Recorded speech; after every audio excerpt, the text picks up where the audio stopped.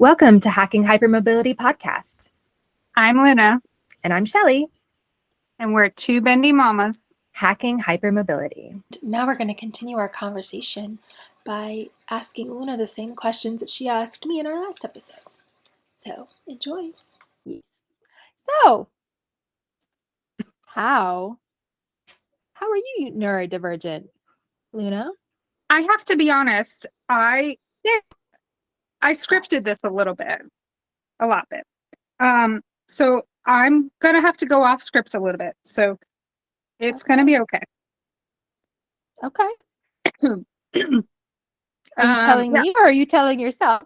I'm telling me. Okay. So I am, my primary neurodivergencies are ADHD and autism. But based on that list, I guess I ordered a combo meal because mine came with a side of anxiety and trauma, complex PTSD.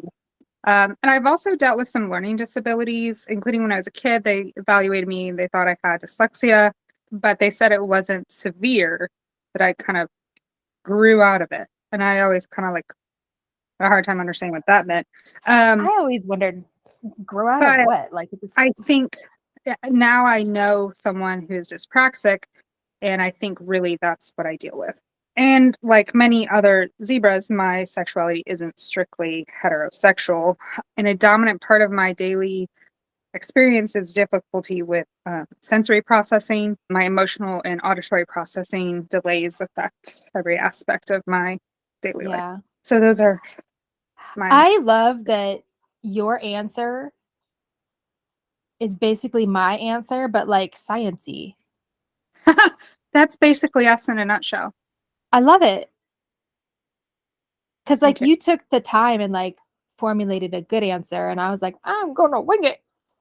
I didn't. Okay, let's be honest. But that is a good answer. Formulate a good answer. I scripted the answer so that I would feel prepared and calm enough to be able to record a podcast with you. Okay. That was me accommodating my neurodivergent. But see, I never, and so there you go. So that's something, that's how it's hidden, right? You did that. Yeah. That's me masking. Yeah. Yeah. That was me, when I would finally get started on a project, I would read that draft 50 times before anybody looked at it. Oh, and I also, so it wasn't a draft though, it was done. So I grew up acting and performing and stuff. And people would ask me in school, why are you not scared to do like public speaking things or whatever? I'm like, because I do this every day. I practice this all the time. See, I don't think anything of this recording right now because it's not live. No, there's no audience except you and you're safe. Yeah. Yeah. But if this were live, I would be a mess. Okay. So those are your neurodivergencies. How were you super, super late finding out like me, or what's your deal with finding out? So here's one place where you and I do diverge. Okay. So I am a little bit younger than Shelli though. So that may be part of why I was diagnosed with some of this earlier, but also it was very disruptive to my life. So, my parents were seeking help and stuff. But so I was diagnosed with ADHD in middle school, I think about the age of 12 or 13. So by the time I went into high school, I knew that's what I was dealing with and had accommodations that were a struggle with education. By the time I was 14, I was medicated, which is very rare for a girl in the 90s. But my autism diagnosis was missed. I was not diagnosed with autism until I was much older. I was actually 39. So same as you, kind of pandemic burnout and other things just kind of brought everything to a head. Now, the sensory issues were identified when I was a younger adult. I don't quite remember the exact age, but maybe 25 to 27, actually before I had my baby. But I don't think it was ever a formal diagnosis. I think it was just a way of them dismissing my anxiety or what they labeled as anxiety. Okay, so you would be having a sensory issue and they would say, oh, you're just anxious because of X. Yeah. And I was well, what's wrong with me? I can't, tolerate wearing certain things, or, just very severe sensory breakdowns over, for me, it was light, sound, and texture clothing. Okay. Particularly, it was in loud social environments. Like I was having like meltdowns from the overstimulation, and like would have like what I felt was like a mental break where I just couldn't be around people. They wrote that off as social anxiety when you were really Right. having like a sensory response. That sucks. So you got diagnosed the ADHD in middle school. So your parents were aware and did they take you to like the family doctor, or did they take you to like a neuropsych? Like I'm trying to remember what it was like back then. So I had already kind of internalized my symptoms, Okay. and my schoolwork went like it plummeted, and I had turned like very inward and stuff. That's a big clue, people out there. If your daughter, and actually, that age frame is right around when my daughter kind of. That's when it becomes very obvious, in my opinion. Yeah. That you're different. And I was in, I was struggling. It was, obvious. My parents didn't miss a lot of things, but they knew. And so, I want to say they took me probably to my family doctor first. Right. I don't quite remember exactly, but I did end up seeing like a counselor and a psychologist team. Okay. And so I did like one-on-one talk therapy, and then, the psychologist would like psychiatrist would, manage meds and evaluate and stuff. Was it just the ADHD, or did they also give you another diagnosis? Like some people get diagnosed with like, I know they don't tend to diagnose teenagers with so just like depression at first. Okay. And then so they had my parents consult with like a separate person. He was actually a man. I don't like remember his name to know his exact credentials, but I would suspect he was probably like a neuropsychiatrist or something like that. He did like a formal type of evaluation. Okay. One of the like traumatic things of my childhood was actually finding like the explanation and list and diagnosis letter from him, like from the consultation. And it said like basically there's a list of all these things it could be, but I'm going to diagnose her primarily as ADHD and seasonal affective disorder and depression. Yeah. With aspects of anxiety and OCD, but it just ADHD doesn't really fit. But basically, it's known at this time that it presents differently in females. But on that list, at the very top of the list was autism as a possibility. Really?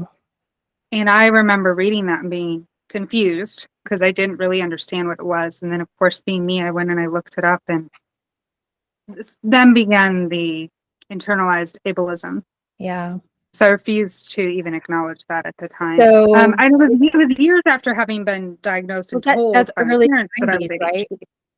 What? If you were that age, that was early 90s? I think I was like 12 or 13. But I didn't find this list in like high school. And like I found it because I was snooping, right?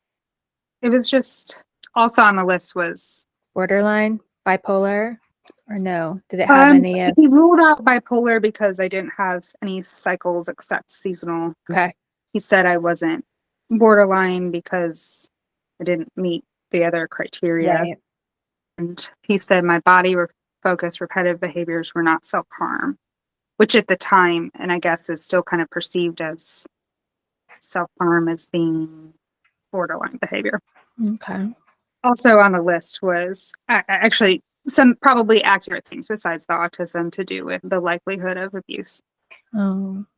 And so I think that's why it was hidden from me. So this psychiatrist, who was a man, diagnosed me. I didn't really fully understand that at the time, of course. And then went a few years through high school with medication. And then I continued to seek mental health support throughout my young adulthood. I actually went off medication for ADHD in college because there was this big... What did they have you on? I was on Ritalin. Okay. Yeah. And then I moved to Concerta. But there was this big, like, I don't know if it was just like in college or just I don't know the context, but at the time there were people like taking Ritalin and those sorts of drugs to like Oh get a yeah, leg up and do their recreationally. schoolwork. They Oh, yeah. like they weren't actually. And so I was really It's concerned like about when Jesse Spano in Saved by the yeah, Bell. I'm so excited. I'm so yeah, because she's on what uppers, caffeine pills. I Yeah, forget what. she had to study. She had to study. It's like Right. Hermione without the So, but time that, but thingy. more, there was like this culture of selling the pills and all that. And I was Right. really scared that I was going to be perceived as breaking the rules or being a drug addict. Mhm. I also come from a family history of addiction. So it's kind of like a trauma response, probably in my part.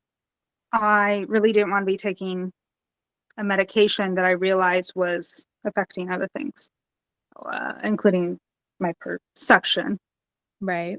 or other people's perception of me. Um, Whereas I was like, give me all the drugs. So I was taking multiple other, I've gone through like every type of drug or combination to try to treat depression and nothing ever really worked. So I had periods of more struggles and then periods of not struggling so much. So that's kind of why I didn't ever get diagnosed as autistic until I was older too. As an adult, I had very severe burnout in the pandemic, just like Yeah. Shelli.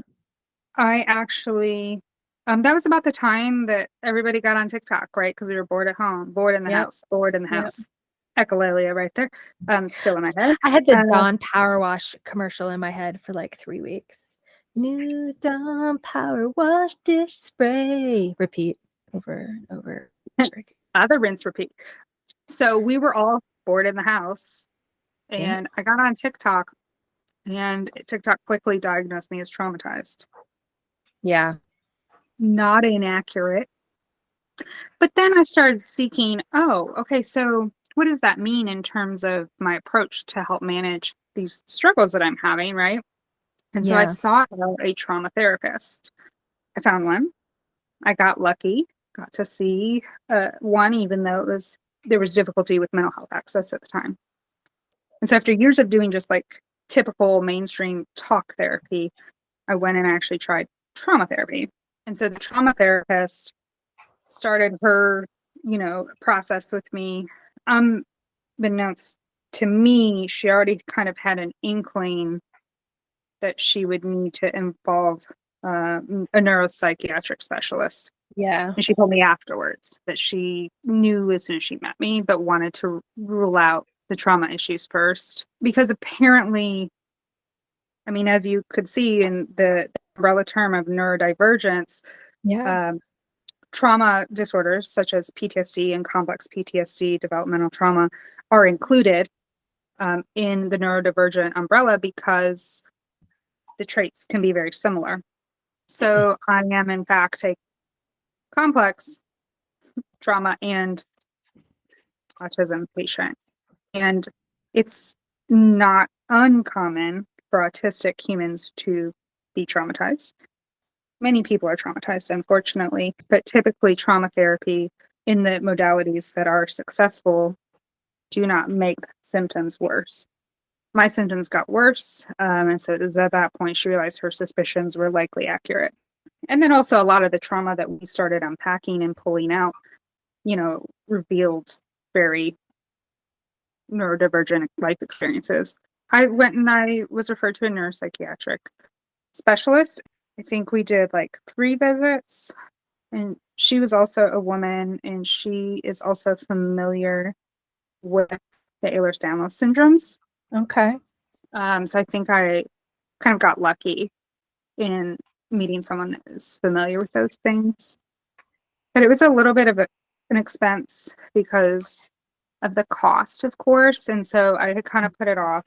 And I'd also put it off because of the internalized ableism that I already mentioned. I didn't really believe that I could be autistic Yeah. because of certain, I would say, like preconceived notions, but also remember as a child, I had done all that research. Yeah. So what I had read as a child was not only read through the lens of being a precocious child, I was still a child, But Right. also it was the information that was available at the 90s does Yeah. not align, by the way, with what we know now. And so, I mean, I, like many others, had these preconceived notions of autism based generally on what we see in media, Right. which is generally pretty misrepresentative. So anyhow, things started to make sense once I stopped resisting Yeah. the diagnosis. So I was diagnosed officially with autism at the age of 39. Okay. So once you got that diagnosis and you accepted it and looked around, did you notice anyone else? Like you were the first one diagnosed, whereas I had my son to kind of, and that's how it was so much easier for me to get there, I think, when I was like, oh yeah. Well, so You you know. and I had a similar experience in that when our children were very young, we suspected that. Yeah. My daughter, as a toddler, had some differences, both physically and neurodevelopmentally, but she was also precocious and social in certain ways and Yeah. highly communicative. Her and I are both hyperlexic, and hence our perception of being precocious, right? Again, like me, some of the things that were most disruptive were both the emotional and sensory meltdowns. So I consulted with her pediatric primary care doctor, who was a white man, and who immediately dismissed it and said, Yeah. she can't be autistic. She makes eye contact. She communicates really well. She was in, like preschool. She goes to preschool and Yeah. loves it. Would And she have I would went she in have there with meltdowns like, at home? Would she be like great at school? Like the pride, like the best, generally, but not and then always. just have all the meltdowns with you because she was losing her shit because she was holding it together all day? Because She that's would have how it was more. at my She would house. have more meltdowns with me, but she really didn't have control over them in any sort of way. Even though she was really keen to follow the rules or be really good at school, she was able to express as a toddler and or not toddler, but preschooler, that she was frustrated with herself for not being able to like do whatever it was that she was supposed to be doing. Okay, so that's Because very her similar to, sock was making her toes crazy or something. yeah. She also so I went in there with this big list of things, like the fact that she was a really easy, good baby, but she had stopped napping at the age of like a year. The fact that she spoke and communicated early, the fact that she drew representationally very early, but yet couldn't walk and was Right. delayed. The fact that when she did walk, she generally walked on her tippy toes. Mm-hmm. The way she played or interacted, the lining up of things. Like I Did had she? enough knowledge to bring all this to this primary care doctor's attention, and he said there's no need to further evaluate this. She's not autistic. Let me And my ask. own mother said it too. My own mom Yeah. said, like, it was not just me. Meanwhile, back at the ranch these days, we're all autistic. So one of the peculiar behaviors that I noticed in my son, and I'm curious if you noticed this in Evie, he wouldn't cross his midline. It's like he would be coloring, right? So like if he's coloring, this is his pencil, he's coloring, da da da da. And if he wanted to color on this side of the paper, he would switch his hands and then color this Yeah. way. And I used to think that I was ambidextrous, which I think I kind of am. Right. Because he is. He's still I'm that's not what as skilled with my left hand, but I am more skilled than most people. And So my Rob grandmother can does write backwards in cursive. interesting. So I think there's something there about in the whole dyspraxia thing. Uh-huh. Yeah, no, I see it. I see what you're saying. Because that was one of the peculiar things that I had. The OT actually brought that up. Now we had been already referred to OT for other reasons, like that he was working on. And I probably wouldn't have noticed that was one of the things that I never noticed until it was a specific thing she did, because I guess crossing the midline is something with motor planning. And I mean, it makes sense. Yeah. Anyway, so okay, so you got the diagnosis. The Evie was like clearly showing signs, but like as a young child, I knew my daughter had some sort of neurodevelopmental delay and also Right. physical issue, but was gaslit and told, it's fine. She's going to grow out of these things or Right. whatever, including writing backwards. Both of us wrote backwards as we were learning to write. Right. But there's definitely a pattern of like shared traits in the family that, to my knowledge, no one in any older generation has actually been diagnosed. Several in my generation and the next are diagnosed now. But I'm pretty sure my mother is autistic. One of her brothers most certainly is. He's literally a aerospace engineer, and her father, my maternal grandfather, are all very classic autistic traits. My papa, 100% autistic. My dad eulogized my grandfather by saying, in the whole, everybody laughed, and now I look back, there was two ways. Andy's way or no way. And there was a lot of friction there between my parents, I think, because of their different neurotypes. But I believe my father is actually like us and is an ADHD combo, like Shelli and I think, or just from observation, I don't know if it's even been studied, but I do think neurodivergent humans tend to partner with each other. Not necessarily the same neurotypes, but different neurodivergencies too. And of course, that compounds the nature and nurture origins, but leads us to not being formally diagnosed, since and the family just thinks all these things is normal, like what you just said with the crossing the midline thing. I never would have noticed that, but I know exactly what you're talking about. Right. But also I look as I started to examine all the other neurodivergent traits in my family, because of course that's what you do once you realize it's genetic. I started to unpack that all that unsupported neurodivergence has not only been the origin of my own individual issues, but also generational literal trauma. Yeah. So you knew you had ADHD in middle school. Do you remember feeling different or other before that? Or did you get that diagnosis and immediately otherize yourself? No, I already felt other. I don't remember not really ever feeling other. In fact, feeling othered has been the defining struggle and core part of my identity. As soon as I started developing a sense of awareness as a young child, it's always been part of me. How old were you though when you first realized that you might be different? 4. 4. I don't think I really felt traumatized by feeling othered or separate though until I was in school a bit longer. But I first remember very vividly an incident that made me realize that I was an outsider to other kids in preschool also. I was about 4 years old and had a sensory meltdown at Montessori because we were having a Halloween party, and my mom made me wear this really cute Raggedy Ann costume, complete with a red scratchy yarn wig, greasy face paint. And I just remember being shamed. Face paint. Yes. I remember being shamed for my tantrum. Yeah. And it being really long. And then once I calmed down, I remember being mad at myself and wishing I could just enjoy the celebration like the other kids were. And I think that was the first time I really was internalizing that other feeling. But it wasn't until I'd been in school a little bit longer that I really had more of a concept of it.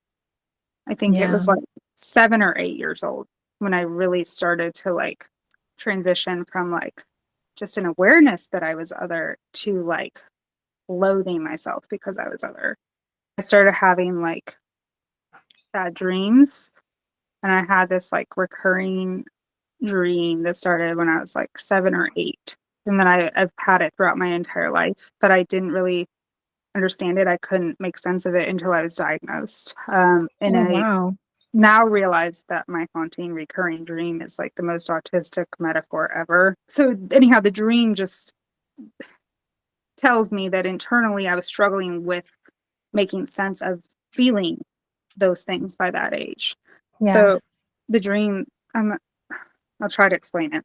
I would dream that I was a tree, but I was a human trapped in a tree. Okay. And so like I was only able to exist as a tree, like watching all the other kids play and go about life around me. And then like we were put on a stage to like put on a play, and I had a hole in the tree trunk. And so like I could participate by acting through the little hole, but I was still so trapped. And so then I like would wake up in a panic whenever I would dream it. And I mean, like I had this recurring dream well into adulthood. Do you see yourself in the dream? Like, are you like aware of the age of yourself, or is it just, I know, like it's first person? When the dreams first started, it was first person, like I was that age. As the Yeah. dreams, as time went by, like it was always back at that age, like maybe about Okay. 80. So, but like, Mm. it's just funny because already by that time, performing had become a special interest of mine. And so like Right. acting, pretending, like lying was how I coped as a child. Like, Right. so let's be honest, I still cope by like performing. That's like the mask thing. Yeah. In other words, you know, like people pleasing, bad jokes. Like I've always done that. But that sense of being trapped in your Mm-hmm.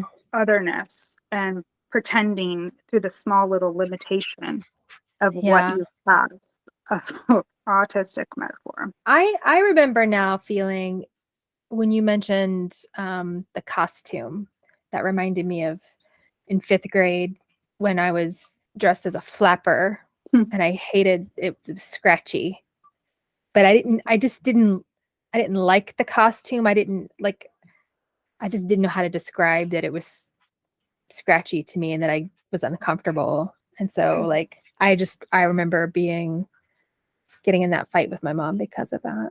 Yeah, So recurring fights about clothing in our yeah. family. So do you find, does one kind of take more control than the other? Are you more evenly balanced, or is there one that's more dominant? Like, I think autism dominates my life experience. I'm an autism son, ADHD, and trauma rising. okay. So autism is dominant, but like emotionally, I think a lot of times I'm driven by the dopamine issues with Impulse control. attention issues and Mhm. impulse control and stuff like that. Yes, But that's why I have a master's degree. yeah, but everything is filtered through the trauma. So it's a Okay. complex issue, but I would say autism is the dominant. The driver. Ironically, last to be diagnosed. Yeah. Same for me too. Well, I mean, mine were at the same time. Yeah. I think I don't know. I forgot what I was going to say. So, you know, all of these things, what is the most challenging aspect of these things like right now? I'm gonna give you a short answer, then a longer answer. So short answer Okay. is coping and being a mom and a partner. Okay. Long answer though is finding healthy ways to cope and undoing the trauma of living unsupported through both like my development and adulthood. So Right. late diagnosis with a burnout came with an identity crisis for me, and then the cracking of all these illusions, right? So like Right. it's the fallout. So family relationships are strained more than ever now. Same. As I try to, face trauma and heal the unhealthy behaviors such as like dissociation, people pleasing. Mm-hmm. It's even more difficult for me than some of the things I have had to face with my disability in terms of my health, because one of the ways I had coped emotionally was like exercise and stuff. And so like as your physical disability progresses, for me it's been more difficult to do the things I used to do to cope, and so then I've fallen back on like old coping things. Yeah. So it's just you're struggling to explain in words. This is the both emotional and auditory processing delays. I have Yeah. a feeling, but I can't describe it. How has that changed? Is the chronic illness, like, well, you kind of just said, so as the chronic illness has gotten harder, does that make your neurodivergence more challenging, or managing your neurodivergence? I would say the challenges are pretty equal. And while the pain seems like the most overwhelming in my surface level perception of struggles, Yeah. If I actually think about it and reflect on it on a deeper level, I realize that I think actually neurodivergence is more of a challenge than my physical difficulties and progression, because being neurodivergent and unsupported is not as discrete in my own personal awareness, and hasn't been because it wasn't identified. And it's colored all of my experiences with my physical disability of having Right. inherited connective tissue disorder. So like my neurodivergent traits cause me difficulties, like not only in my own sensory perception of my medical conditions from like the perception of pain, but also to like getting support, getting diagnosed. Right. That's fair. And also managing that for my child. Yeah, that's been a struggle too. Like I've been trying to get all of my shit together while my daughter is actively falling apart too. And that's not easy. It's just yeah. Well, I wonder, like, I haven't, when I first read that question, it was hard for me to answer at first because like I got I got diagnosed with HEDS in November of 2021. And then I got my combo meal in February of 2022. it was like a rapid fire. For me, it was not. Yeah. Yeah. I mean, some of it was rapid fire, but I had a little more time. Yeah. Like, like I kind of become aware of hypermobility and EDS. And then in the quest with my kiddo, and, kind of was aware because of having been diagnosed young with a neurodivergence. It wasn't quite as rapid fire. So yeah, I understand that though, because I think I've experienced that it does feel that I've experienced like this rapid fire like change also, but just not as severely as what you do. You saw on the paper autism when you were younger. Obviously you have a different viewpoint of that now. Have you as we both struggle to like figure out who we are, and like how has your perception of yourself changed over time? Like has the heightened awareness in autism in women and ADHD in women and how it presents differently, has that helped shape a more, like, has that helped you like look at yourself in a more positive way? And I'm not saying you don't look at yourself in a positive way now, but do you find that that's all this awareness is at the end of the day, it's a good thing, helps you? Yeah. A lot of my coping behaviors were dissociative or avoidant in nature, but so that also like affected bodily stuff. So like it caused like pain perception disorders. But my neurodivergence is by both hyposensitive and hypersensitive. So like kind of that yin yang thing we were talking about. I have that too. So like you spend so much energy like fighting those things without having a framework of how to describe it or experience it or support it. And then eventually, you grow up a little and you start to try to like come to your own. And so like as I've came into adulthood, like I learned ways to accommodate myself without even having the words to know what I was. Then, eventually I was given the words. But so combine those like perception and sensory differences with like the social and communication differences, it definitely played a role in like having a later diagnosis with like the cluster of medical conditions. Yeah. So I think what changed in terms of the progression of unsupported neurodivergence really affected the progression of some of my health conditions. I think my health became a crisis. And so then throw parenting into the mix and then the pandemic. Getting diagnosed gave me, like that framework that I said to work through some of those things. So like, I'm still like you working through, but it has shifted. And like you said, there was like that rapid fire shift.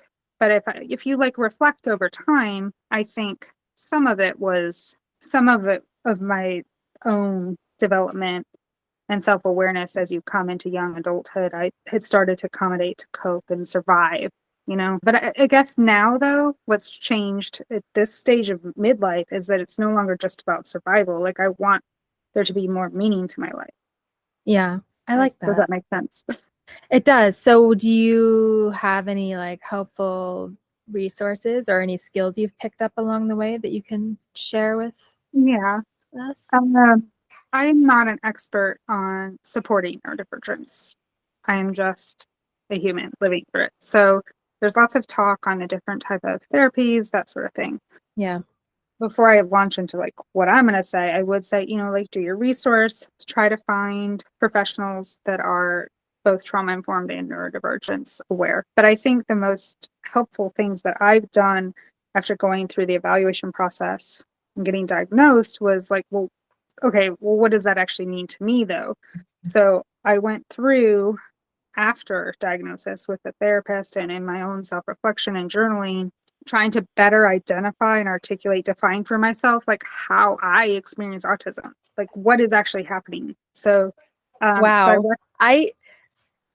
That's amazing to me. I got it and I was like, yeah, that makes sense. Cool. That explains everything. Check. Initially that was it too. But then you start like, you have these like lightning bolts of recognition and you're like, wait a minute. You mean I'm not just like a bad character person? I'm not just like faulty and defective? Like, I mean, I recommend. I guess I did that. I guess I just didn't think about what it was. I do so many things without thinking about what it actually is that I'm doing. So that is like, we tend to be emotionally avoidant, right? Like, anyhow, I recommend finding a therapist. Okay. Or journaling, something like intentionally unraveling all that to better understand those parts of yourself. Giving the words to not only like explain that, hey, I'm experiencing a processing delay, helped me not only relate better to others and like avoid unnecessary or confusing conflicts and high emotion situations, but also like give the words for ways to like, one, set boundaries, or two, request accommodations, or just express my needs that I previously didn't even understand well enough to ask for. Right. To be met. That's been the biggest thing for me to realize was, oh my gosh, all of these incidents where I ended up being the quote unquote bad guy, for lack of a better word. Yeah. If now that I'm informed on what was really going on behind the scenes with me, I can look at that and be like, oh, this could have stopped way back here had either of us had the presence of mind to realize what was happening. Right. So now that I have that knowledge, the presence of mind is there. So the disagreements over who's right about something I wouldn't say have virtually gone away, but like sometimes we realize now we're speaking the same language, different dialects. Oh my God. We literally had this conversation last night about like this weird need for like us both to like prove a point and be right, but really it's the same point. Right. Like when you want the same things, you're just like, there's that communication. Yeah. It's funny, and it would be funnier if it wasn't so distressful. Yeah. But one of the things that helps is like having the literal words to explain the phenomena that you don't have the words for. Yeah. So when I found out that there was a word for aphantasia, and that like, because I really thought I was the only person that was like that. Like I was like, what do you mean? Picture yourself on a beach. What? Like what? And then it was like, oh, it's a term. Oh, it's a thing. Oh, it actually exists. So right. So the first thing is define it, right? Like give it a word. So you may not even know what to define until you like come across it somehow, right? So I mentioned earlier, we used that infographic of like the umbrella term of neurodivergencies, but the lived experience educator has several other infographics that helped me. I'm a visual, I don't hear well in terms of processing and understanding information. But you hear all the sounds from like, we have a podcast, right? So I need like a visual, like classification, diagram, definition. But so those helped me really to like better understand simply and easily, like, oh, this, right. Like to better identify my experience to communicate and support these things better. So like defining the hypersensitivity or hyposensitivity in terms of each sense. You know, what I wasn't even thinking about like vestibular, proprioception, interoception. like all I was thinking about was like the most overwhelming ones, Right. which for me was, you know, the sound, the light, the texture stuff. But then once I started delving into it, I realized that there were all these other things at play too that I was just completely ignoring because I didn't have the words. So another great resource is to seek out, if available in your area, what we call integrative health clinics and approaches. So they would have maybe some non-traditional types or complementary medicine. We are lucky to have something like that. And my daughter gets to start in a couple months. They limit it to the age of 12 and up. So another thing that helped me that I found really hokey at first was what you mentioned, mindfulness techniques. So mindfulness techniques seemed too abstract to me, right? But attention and focus issues meant I really had to seek out guided assistance with real concrete structure in order to practice mindfulness and to do these like self-reflective type things. So I actually found an app. It's evidence-based in terms of, you know, research. It's from medical professionals called the Curable app. I'm shocked that it's evidence-based, science-based app you're recommending. You're shocked because that came out of my mouth? I'm trying to be funny. Oh, okay. Wait. I sarcasmed wrong. Hold on, wait. I'm shocked, Luna. Okay. Was that better? I was so confused. I was like, I think that's like my whole shtick. Anyhow, over my head. I actually act like I don't know anything. Yeah, but she knows stuff. I'm just tired. She's just the Ed McMahon. She's just here to laugh at the jokes and have fun. Yeah. But I'm anyhow, tired of jellying. You know what? I have to pee. You're not allowed to pee. You know, I have been making a deal with myself. I was like, she's going to answer 2 more questions and then I'll tell her I have to pee. Were you doing the internal negotiations about having to go to pee, but you can really hold on? Go pee. Pause. I'm going to do the same thing. Muting. Okay. Yeah. So I mentioned the Curable app. I do appreciate it. I realize that may not be accessible to everyone. It is a paid app. But, okay. And it is driven towards pain, but it is broken down into like bite-sized pieces. It kind of has like a pathway for you to follow, has bits of information, and has guided mindfulness techniques. Okay. The other thing that I found helpful is something called nervous system regulation. There's various techniques. All this is kind of body work based. But there are things you can do on your own.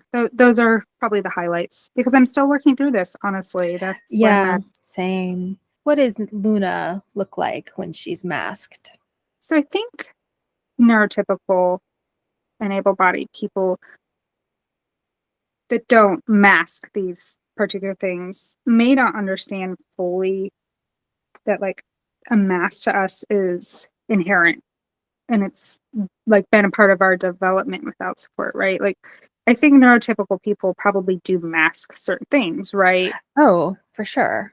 I think for them, it's maybe about playing into the social rules and they do it maybe a little more consciously. For us, it was survival, right? So this is actually like a hard question because it's inherent. It's part of your earliest parts of development, right? So part of the work I've done in therapy is unravel, well, like what is truly the part of my essence as Luna versus the things I unconsciously adapted growing up as a child and really even into adulthood. The mask really is like what allows to feel safe around people, but in some ways it precludes self-safety. So it's like that catch-22. So like I struggle to even now identify, like, was that a mask or is that me? But like I've started to kind of break that down. I think that's why I had such a hard time. Like, but I have some ideas. These last like 2.5, 3 years. Yeah. Like, who even am I? Like, do I actually like this, or have I just been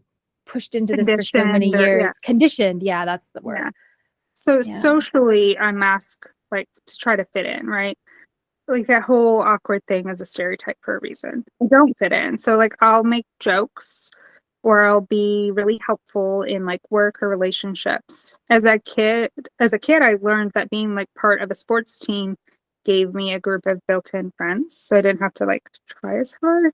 Yeah. But also there were like the rules around that. So I was like really competitive playing sports until I just couldn't mask my pain any longer. So I think like competitiveness and like go team attitude was kind of a mask. as a kid, like I would like hide certain things or like lie a lot because I was socially conditioned just to tell people like what they wanted to hear. Like I didn't want to Okay. get in trouble, or I wanted people to like me. Or now growing up, like I think it's pretty normal for humans to try and like different styles or identities as we develop, right? Right. But Yeah. I never really felt like I identified with any group or style, truly. And so eventually I just kind of I gave up. Like I remember like consciously being like, okay, whatever, I just don't care anymore. So eventually, instead of like feeling like an outsider all the time, I just retreated. So my mask was initially like in childhood, this like way to try to feel accepted. And then Okay. eventually it became a mask of just trying to fly under the radar. So like as I went into like the working world, I also learned that things like how you dress or present yourself allowed you to like fly under the radar. Even though like I have some pretty progressive or non-mainstream thoughts or approaches in life, I dress very mainstream. I, wear makeup to try to like hide my physical disabilities, appear neurotypical. And I think I've done that even more consciously, like in my career. In the pandemic, like when I started burning out, I just kind of gave up. And I was like, oh, what? You know what? I'm going to dress like in ways that I enjoy or am comfortable most of the time. I spend a lot of time like scripting interactions, like we talked about, like planning Yeah. conversations, analyzing people that I know or interact with so that I can like anticipate their needs and behaviors. Right. So like over That rumination on sounds familiar. technology. Yeah. So I catch myself like hiding my processing problems and delays. So like all the time, like in conversations, so people just assume I'm hard of hearing. And in actuality, it's just that my brain isn't processing at the pace of our conversation. Yeah. Or worse, I'll just like smile and nod because I have like no idea what's happening, and it's just easier to not just be smile. like, yeah. Yeah. And like Yeah. masking for me is very much now like hiding my dysregulation and not meeting my physical needs. Masking really, I guess, is like the ultimate people pleasing behavior. It's about making other people feel comfortable instead of taking care of yourself. And unfortunately, I've come to realize that caused considerable trauma for me. So a neurodivergent mask is a way for us to cope in a world built for the neurotypical experience. And really, it's a trauma response. Yeah, I'm just jaded, but that's what I think. I have another question, but we're going to stay on task here. So, as you've been deconstructing, like, That's a good example. the Or a good mask, word for all this. Yeah. who, if anyone, sees you the most? Like, have you even figured out what a fully unmasked Luna, like, because I haven't either. I haven't, but I know parts of it. And I am more self-aware of like, oh, I'm not masked right now. Or like I'm Yeah. doing something that's I would consider masking. Yeah. Like for years, for most of my life, no one except like close family saw me just being me. And even honestly, most of my family wasn't safe for that. So I learned to mask very young, right? Like so like the mask doesn't, I don't think it breaks. But it does. I think part of growing up in a family with unidentified and unsupported neurodivergence is that like the mask is the status quo, right? Right. Like there's pressure to have a mask. So as a kid, I was heavily masking very young, and in fact, it was like probably the defining sense of awareness of myself. So like while sensory overwhelm was difficult, emotional regulation was probably the most difficult. That was for me. same. Yeah. I often also now I wonder if my mom was teaching me stuff. Oh, yeah. Was my mom teaching me masking? Like, was I learning? Like, what was I learning? Yes, I identified that very much so in my family. It's Yeah. part of the generational trauma.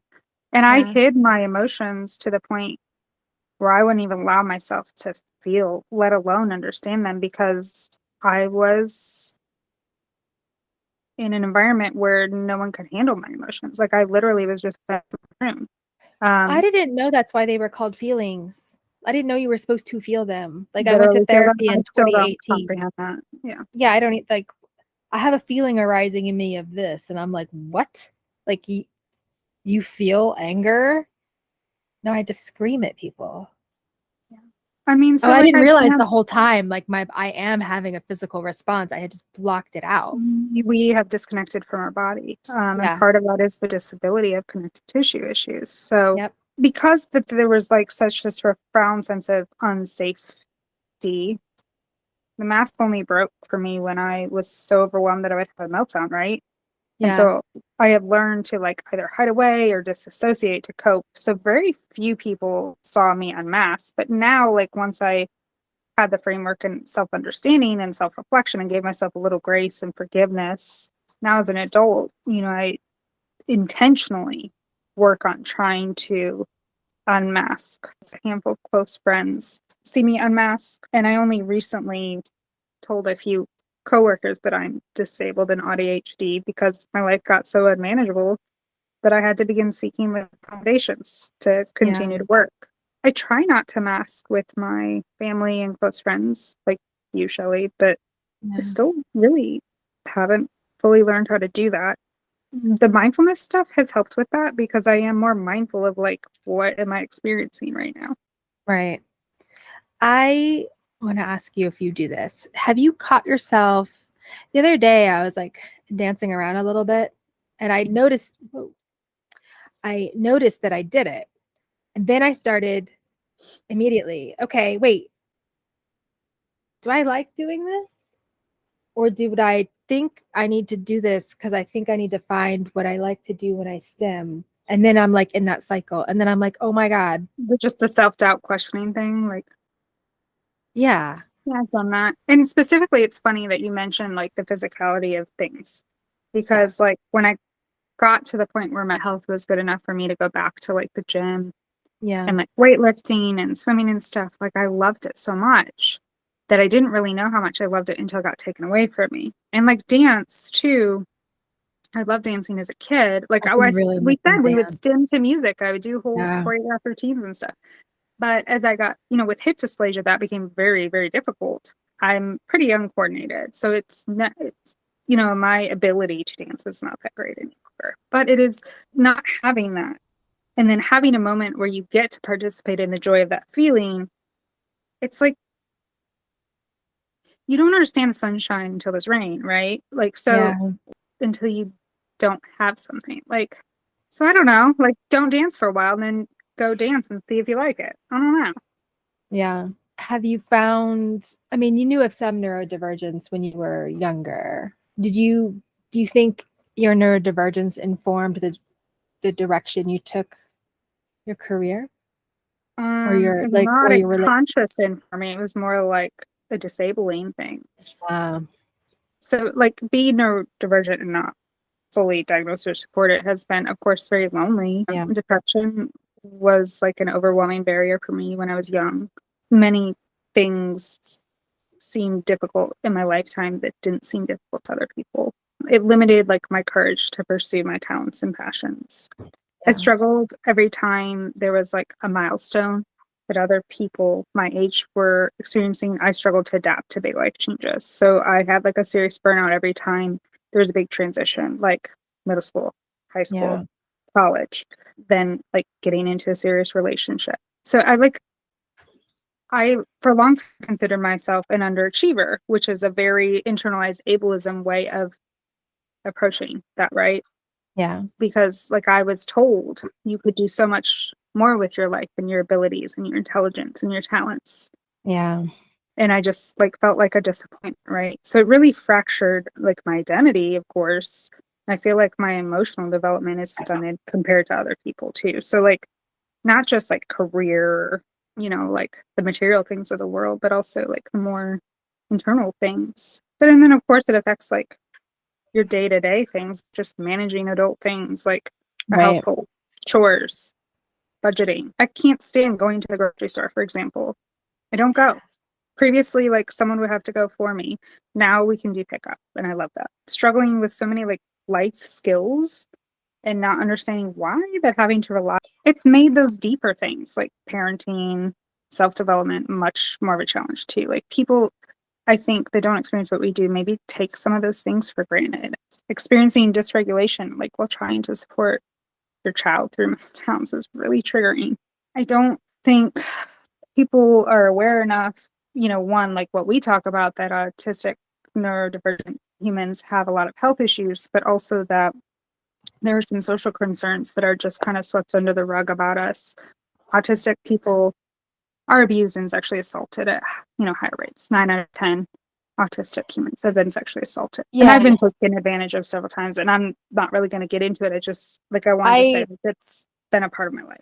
I've realized a lot of things too in that regard. So, yeah. Yeah. So we both have, I guess I'm still in burnout. Am I coming out of it? Have you experienced burnout? Are you still in it? Did you burn out at another time that you didn't know was burnout? Yeah. Every burnout I've had into this last one, I had no idea what it was. Okay. So I think I've just experienced waves of either dissociation or burnout my entire life and not really understood it, if that makes sense. No, I get that. I definitely experienced bouts of it, and usually they would just go and put me on an antidepressant, and sometimes it helped and sometimes it didn't, but that was just looking back. Normally it just numbed some things. It didn't really make anything better. Yeah. Looking back now, it just kind of, it allowed me to handle the situation better, but it didn't actually fix anything necessarily. Right. What does burnout look like for you? It's like this emotional and physical shutdown. It's really about just survival, basic tasks. It's very one-dimensional. There's not a lot of emotional depth or emotion other than maybe depression or numbness. Yeah. Even when it I think when it starts, I feel frustrated, but even once I'm into it, I don't even feel frustration. But someone on the outside looking in may see I'm just really disconnected, or I seem unmotivated or lazy, fatigued, sick, distracted, disengaged. How do you reignite, or have you figured out any strategies that you can share? I don't know that I have ever really successfully reignited myself after burnout. It's or intentionally. I think some things have happened to kind of trigger that for me. One was becoming a mom. Okay. After I had my kiddo, it's kind of just allowed me to reorient my priorities and do some self-reflection and give myself a little bit more grace. So I had no framework yet for any of this, but it allowed me to shift my paradigm. But now I'm trying more intentionally. I don't have it figured out. I'm still very much struggling with this. Yeah. But therapy and regulating my nervous system, and managing my health, seeking connection with safe people are helping life be more manageable. So I think, really for me, this chapter is about discovering how to do that. I don't really have the answers. I'm very much trying to heal those things. Yeah. Right now. Or cope. I understand it may not heal, right? For me, biggest struggle for me right now is just trying to stop and evaluating the success of my day based on whether or not I was productive. Mm-hmm. And productivity stuff is really toxic. So let me see. Is there anything else you want to add about when you were diagnosed? Were you you were already kind of, maybe not the ADHD, but autism. Were you relieved, or were you no?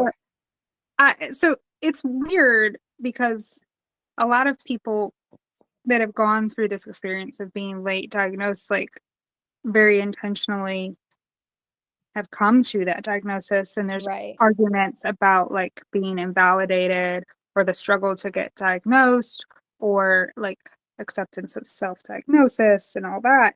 While I had researched it quite a bit, I really struggled to accept it because it had been hammered into me that that's not what was, quote, wrong with me. Okay. So it's not that I fully resisted it. I just questioned are we sure this is what's going on here? Because I've been very clearly told by multiple medical professionals that that wasn't what I was thinking was happening in my own kid. That, Right. these sorts of things. I definitely think I struggled with my experiences in gaslighting Yeah. to accept that. In fact, I argued with the neuropsychiatrist when she gave me the diagnosis. How And autistic of you. no. And so she went through there's a questionnaire that measures like your masking. And we had done this already. Like, Right. but she went through it with me, like went through her thought process of the evaluation of that questionnaire with me. Yeah. She proved to me how deeply I was masking and how much it was affecting me. So it was like I went through all the evaluation. I politely questioned her and said, like, I disagree. Are we sure it's not just the trauma combined with ADHD? Right. So she broke it down for me and was like, when there's signs of this, early in life, and you can identify traits across the family, and someone has this sort of approach with me, it's very obvious to me as someone who assesses these things that Right. this is what you're experiencing. So she politely said, like, it's obvious to me, but I understand why you're resisting. So let's break down, like, your resistance. Yeah. In other words, your mask. And so she was kind enough to do that with me. I think it took a lot of patience. Yeah. But yeah, no, it wasn't. I don't know that my path, while similar in it being late diagnosed as a woman Yeah. and as an ADHD already person, I don't think that my path is that common for someone that's like, so insistent to be like, no, that's not me. Yeah. Yeah. Cause for me, I was like, if I finish this call and they tell me I'm not, then I give up. Like, that's where I was with it. Like, if I'm not, then I don't know. Then maybe I will just go. Yeah. And I'm thankful. Take that hard left turn. Yeah. In Yeah. my car. Cause that's kind of where I was at that point. Like, and I think also part of that was, you said you sought diagnosis because you wanted the medication for the ADHD aspects. right. For me, I think it was really hard to hear, like, hey, you have another something that Right. there's no quote cure for, there's no treatment for that's Yeah. helpful or effective. As I you think, would well, wish. also, I had 15 years of experience with a child that I watched who had struggles and then improved and is now like adulting-ish. He's adulting light. And it's, I'm like, okay. And then I was like, you know what? If I am or if I'm not, I've gotten this far in life. Yeah. Well, and I think what you just explained is really important to the conversation, that right back to where we started. This is neurodiversity. Yeah. There's a spectrum of the spectrum. Yep. And while there's overlap, there's multiple causes, multiple ways of experiencing the world, multiple ways we're, socially conditioned, different gender experiences, all those things, while uniting ourselves, it's also really important to acknowledge that there's different levels of experience in this. Yeah. Thank you, especially to our listeners. If you would take just a minute to share, follow, or leave us a review, it helps us grow the podcast and spread awareness. Yeah. Well, we're going to wish you healthy hypermobility. Have a happy day, zebras. Bye, zebras.